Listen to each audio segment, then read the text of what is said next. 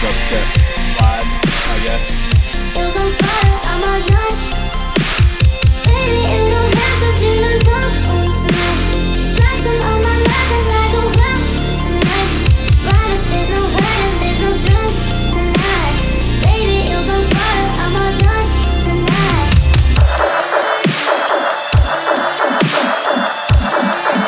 Trying to tear out the part right here.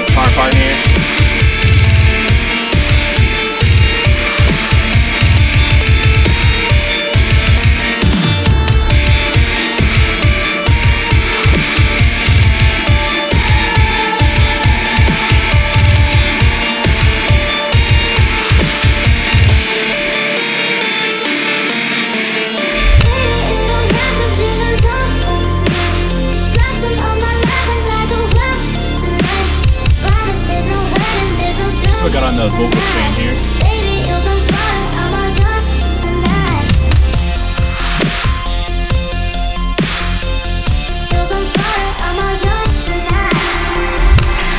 Alright, now for the closer here, guys.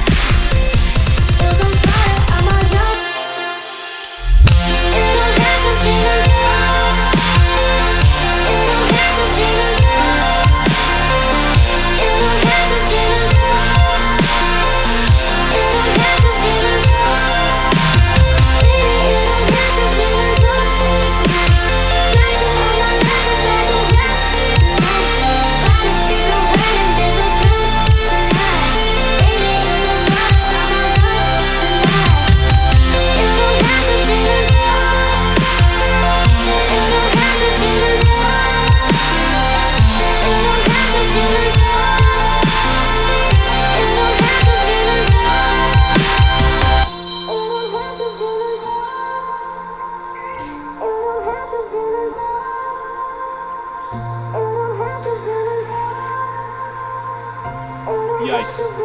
Man, sorry, this is actually like almost a pretty much a done beat actually.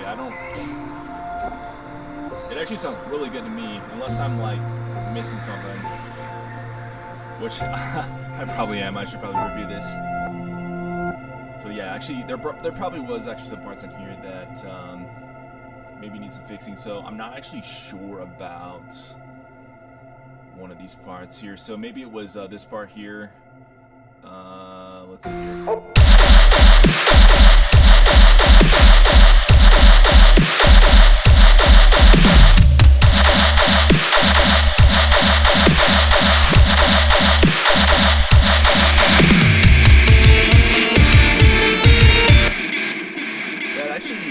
This part actually doesn't sound as bad as I thought it would. So let me break this down for you. This part right here is, I guess it's supposed to be like a tear out part in the song. I did it kind of the way I made it was sort of layered. So maybe I'll just show you what I did here on this bottom layer. So this, at the bottom layer I had this sub, so it's this. And then the middle layer I have is this sample here, which let me zoom in really quick. It's just an excellent sound sample. It just sounds like this. So the next layer is this top one right here, which is another sample, and it looks like I just use a clap snare. Okay, and then together, here's what they sound like. And then, I mean, just for fun, if we like took out one of these layers, like say we took out the middle one with the reverb, it would sound like this. Which, I mean, still sounds pretty good, honestly. Obviously, the reverb does a lot of stuff to this. So, another thing you'll notice here, then on the, so I have these three layers here. This one, and this one, which I just showed you. And then for this tear out stack part, I have it grouped. So I have these three grouped into this group. And so I put on some OTT. I did some more EQing. And then I guess on a lot of tear out stuff, they have something called a disperser, which is sort of an effect on like the master chain of the sound. So the disperser basically is it is 10 EQ3s. Guys, I might just turn this thing off, honestly. It's a cool trick, but maybe I'm just not using it right how it's supposed to be used. But I feel like with it off, it sounds a little bit more punchy, especially on this first part here, where the bass note is kind of more in the lower range. Yeah, pretty awesome. And then if I just play the drums for this part, here's what it sounds like with just the drums. Okay, yeah, so I mean, that's pretty much the sound. Like I was saying on this group here, I had the OTT, I had some EQ. I did some side chaining. I actually did 2 side chains together here. Usually I would use the Kickstart 2, but for some reason I decided to do this trick instead. And then I have, yeah, some compression at the end, and then there's this filter thing, which is actually for the part before it, which is right here. So this filter is turned on for this sort of like lead in of the sound. Like, I'll show you what that sounds like. Yeah, so you can see it's bringing it down. So that's that part there, and then yeah, I had messed with the width as well of the sound afterwards, and then I had dipped out some bad frequencies around there. Yeah, so this guitar is almost kind of a background thing. Yeah, basically, if I go back to the guitar, I think I just played like one note on the guitar, and then I just went in here and matched it with the bass line, kind of. I think it has the same rhythm as this right here, this bass note here. I think I probably just copied the rhythm up here. And yeah, so the guitar is just one sound, and the plugin I used was the Neuro DSP plugin, which you can see right here. So I used this Scorgilla amp. Yeah, I basically just messed with the preset, basically, and I think I turned on this delay and this reverb on here. There's a lot you can do with this plugin. I actually really like this a lot. I like this way better than owning a guitar amp. And then underneath that, I have this bass, which I'll just play the bass for you, soloed. That's this Rickenbacker bass. And I use this both stereo pure DI. And as you can see, I used the OTT and some saturator, did some EQing, dipped out some of the bad frequencies. And I mean, as you can tell, like, the bass sound doesn't almost really sound like it would stand on its own solo-wise. Like, to me, that doesn't sound like a very good sound, honestly. But I think it's just something I was doing to try to get it to fit well in the mix. So yeah, so this section was just this guitar. If I take the guitar out and we just listen to it, here's what it sounds like.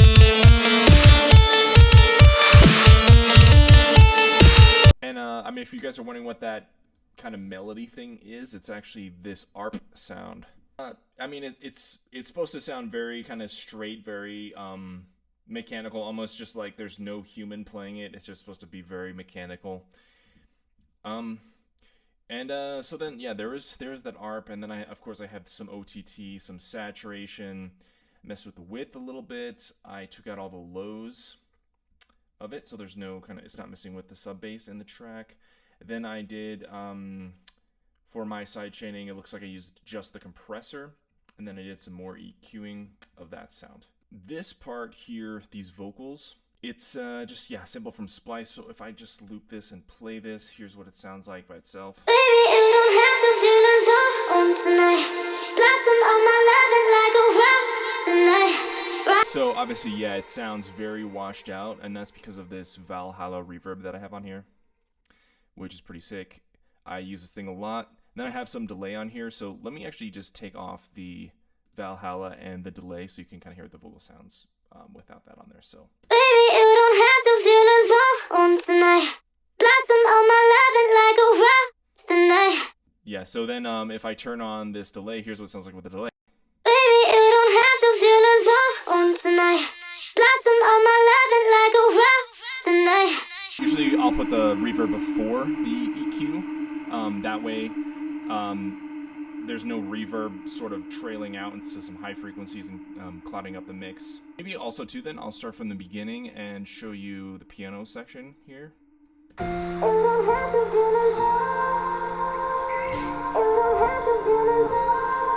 So yeah, this is just the piano sound, and it's also very washed out as well. Use some Valhalla reverb, of course.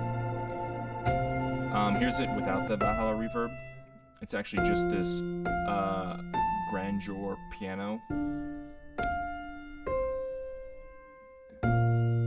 And in case you're wondering how I got it to, what I did for the velocity for this, is I just selected all the notes, and then I pretty much just brought all the velocity down all the way to like this 5 or this 6 right here.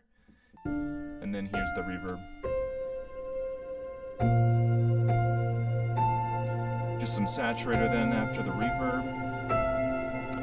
Some width, mess with the gain a little bit. Have some Pro Q3. So I use the Pro Q3 for very subtle EQ changes. To me, this is not as dramatic as this EQ8 over here. So I use the Pro Q3 for very subtle production. And then let me show you then this. I have this sound, which is obviously just some ambience.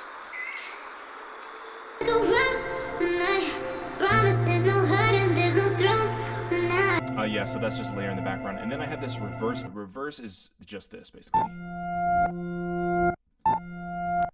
So as you can see, it basically sounds like this piano, but I just bounced it to audio.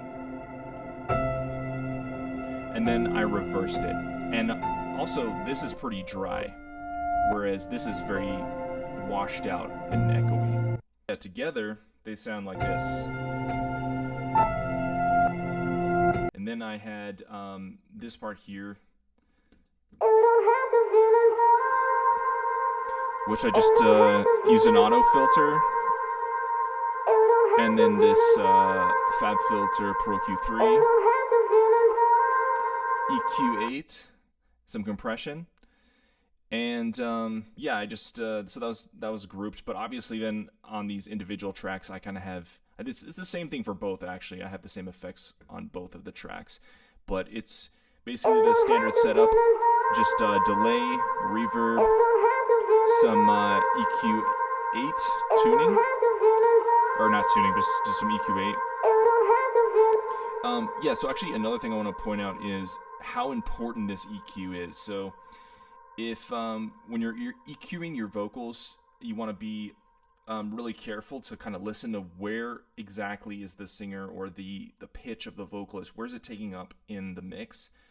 So I actually found out like a big sweet spot for me for my vocals is right around here. So this is like what, like 6 hertz, 600 hertz. I mean, so like let me play the vocal then, and then just like move this back so you can kind of hear there's actually some more sound in the vocal. There's more in their voice.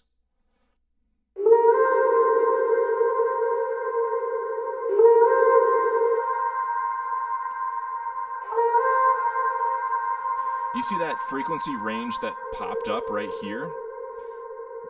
So, I mean, imagine if we left that in, it would probably, you know, it might sound good, but it would also then take away from the mix as well. It would make it muddy. So just doing this, like kind of limiting your vocals and your sounds, like a lot kind of helps. Let me just show you this group here, what it sounds like. There's another layer above it, which sounds like this. Together they sound like this. One thing you notice about these is the way I did the EQ. They go all the way down a little bit, basically to like 108 hertz. And then that's kind of the same EQ with this. So you're kind of then wondering, well, where's then the low end of this sound? And that's actually in this re-space then right here.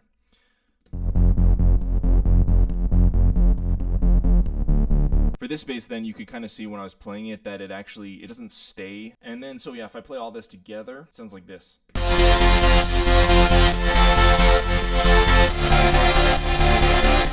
Here on the synth stack, I basically then have more reverb. So without that reverb, it just sounds like this. Here it is with the reverb. EQ 8. And then I have some more kind of subtle EQ. This doesn't look like it's very subtle, but I promise you when you're doing it, it actually, to me, it sounds very subtle. I'll just say that. And then I have this kick start 2, which this is, I think, kind of doing a sort of a LFO trick. It's not doing really any side chaining, I would say. I would say the side chaining is more for this compressor, which I have going to, I think, on my kick or something. And then I have some stereo width here, and then a bunch of EQ, just trying to get the sound to sound as good as possible. And then let's go into these individual stacks. So my first layer is this one.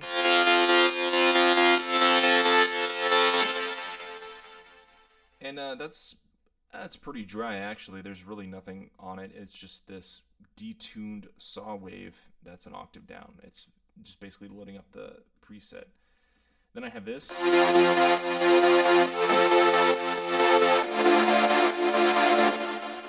So that's the same thing, just a saw wave, but then I added some chorus and delay for this one. Then I have this layer.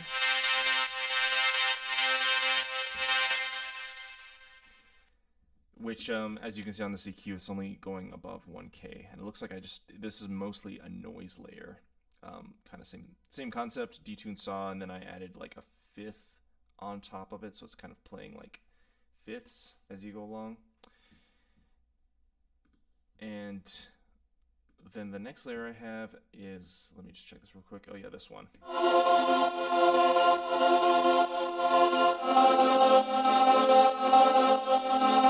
Which, I mean, beautiful atmosphere, boys choir. Can't go wrong with that. So then together, it sounds like this.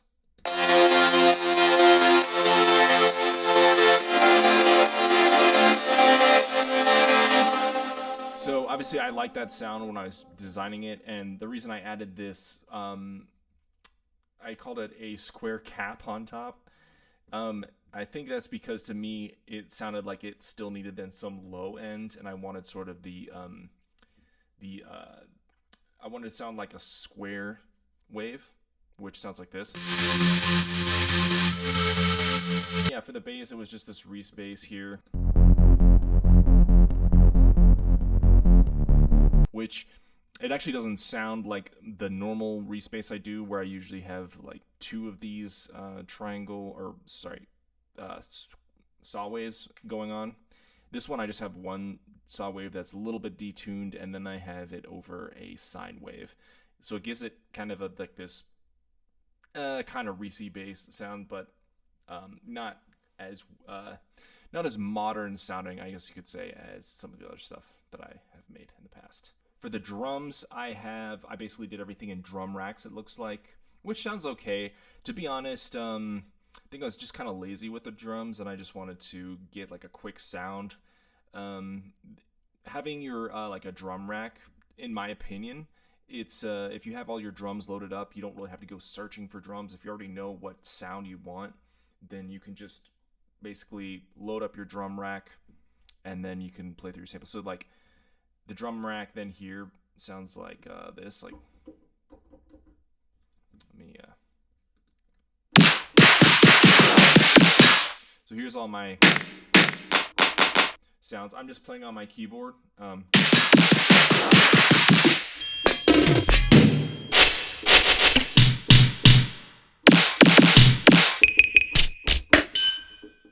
So yeah, I just have a bunch of just random sounds on here. Which, I mean, they all work great, basically. It's a little bit harder, I think, to kind of shape the sounds. Maybe not, actually. I guess it depends on what you're doing, how you like to produce. But for me, I feel like I'd rather just go on Splice and pick a kick and then just get that kick right. And then if I want to manipulate it, like detune it or mess with the transients or tune it down, it's just way easier for me for some reason to do it in audio than doing this, I guess. But yeah, if you're somebody who likes the drum racks, then I would highly recommend just putting all your drums in a drum rack. So yeah, then like I use a saturator. This actually looks like it's just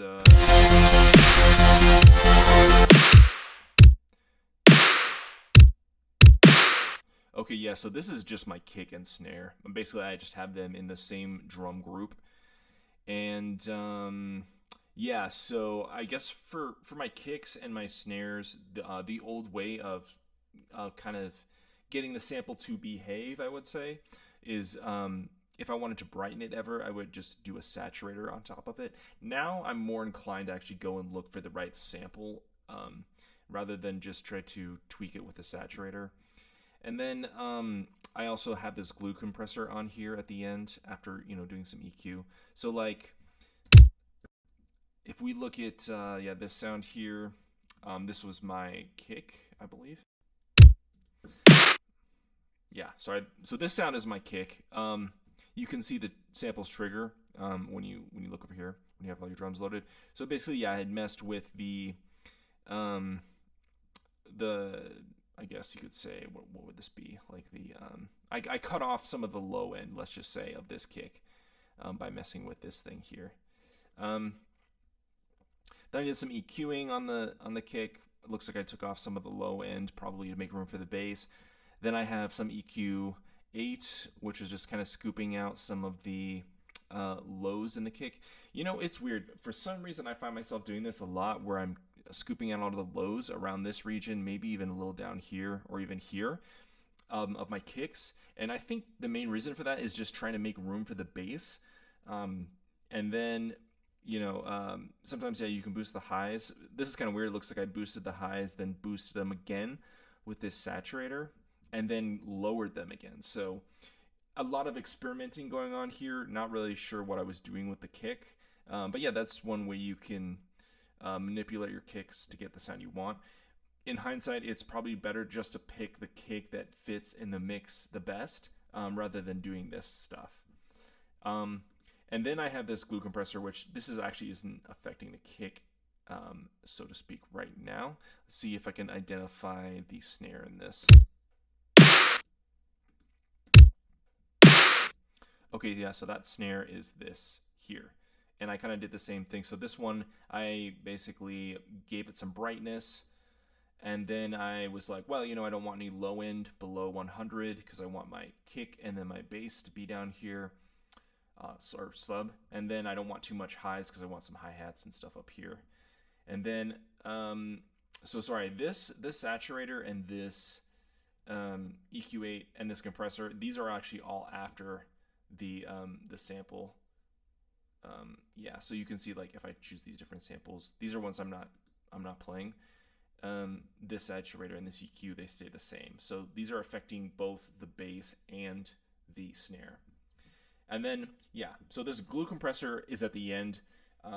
This is something too you can do on your master. Basically, hence the name glue compressor. The way I think about it is it's squashing then your mix, just like making it tighter, so it's not waving up and down. So I think, to me, what it does is it sort of marries the kick and the snare together, as well as, like, if you had it on your master, then it would just marry your sound together, kind of just glue everything together, give it a nice, like, a little bit of a polish.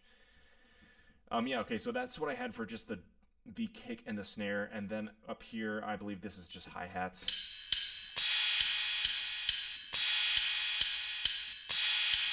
Yeah, so that's these samples right here. So yeah, this is like a ride, and then these are just hi-hats down here. What's really cool about this, so this is actually something I just started doing recently, is man, I used to struggle so much with getting good rolls on my tracks, like toms and stuff, but it's actually super easy. All you need to do is just get, like, a sample library with a bunch of toms and throw it in here. So hence this sample pack.